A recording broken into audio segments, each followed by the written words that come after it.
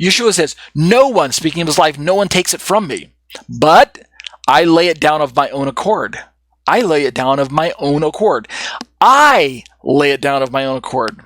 I have authority to lay it down, and I have authority to what? Take it up again. So if we were just to stop right there instead of reading the final clause, then we would be forced to come to the conclusion that no one, including God the Father, can kill Yeshua, and no one, even including God the Father, can raise him up. But Yeshua adds this cryptic final clause, this charge I have received from my Father. So the Unitarian can step in and say, aha, here it is.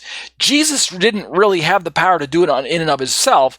Rather, God conferred this power and authority and charge to Yeshua as a man, and therefore when Yeshua laid his life on the cross, it was a charge that his Father gave him, and thus likewise when Yeshua raised himself from the dead, it wasn't really the authority and power of Yeshua in and of himself. It was actually God the Father who gave this power and authority and charge to Yeshua, and thus it all points back to God again. And you know what? I actually fully agree with that line of reasoning from a Unitarian perspective. That's actually accurate. However, because Yeshua can and does things that often equate him with the authority and power of God here on earth, then because of that overlap, right? One of these days we'll catch this.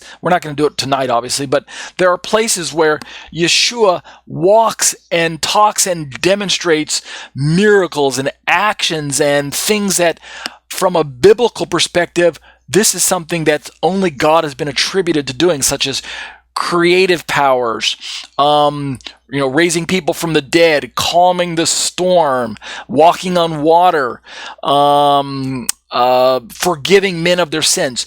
Certain miracles and attributes that Yeshua demonstrates that the onlooker of Yeshua's day should come to the conclusion that this is no mere mortal, that this is not just a man who's been conferred authority and a charge from God, but rather this man speaks with the very power of God and does things that give us the impression that he's very God among us, that a theophany is taking place. You have to remember the context. This is something I think that many Unitarians don't often stop and ponder, and so it's to their discredit.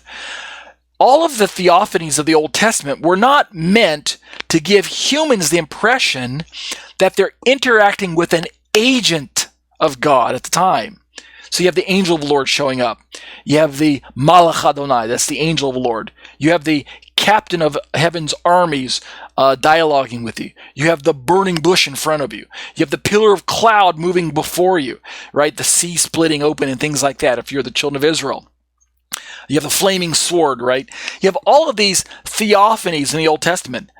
When they were taking place, the average Israelite was not supposed to come to the illogical conclusion that this is merely an agent of God or merely a theophany. Instead, the proper way to understand what was taking place in front of them over and over again was that they were interacting with very God, albeit on a miraculous level. Indeed, often whenever a theophany took place, the individual, the human being, would remark to themselves or out loud or to the other humans that are around them, "We're all gonna die." Why? Because we have seen God. The understanding was that no human can see God and live through the experience and live to tell about it. So often when an angelic being would show up, instead of just thinking that they're seeing an angel, they would think, "Oh no, I'm doomed. I'm seeing God. I'm looking at God," which means these are my final moments, right? This is going to be my last breath because I'm looking at God, and the next thing that's going to happen is that I'm going to be laid to rest. I'm dead. I'm dead. Remember Isaiah in Isaiah chapter 6, right? In the year King Uzziah died, he was carried up, swept up into this vision where he saw the temple of God and the robe of God flowing from the throne where God was sitting, right? right? And the glory of God was filling the temple. And what does he say? He doesn't say, praise be to God that I'm looking at you and dialoguing with you. Instead, what does he say? Woe is me, because I am a man with unclean lips, and my eyes have seen the glorious God, right? I'm paraphrasing, but I'm looking at God, and I'm an unclean man. Woe is me, which in the Hebrew is oi, right? Oi vey, oi, woe, oi. I'm dead. I'm a dead man. Why would he say that?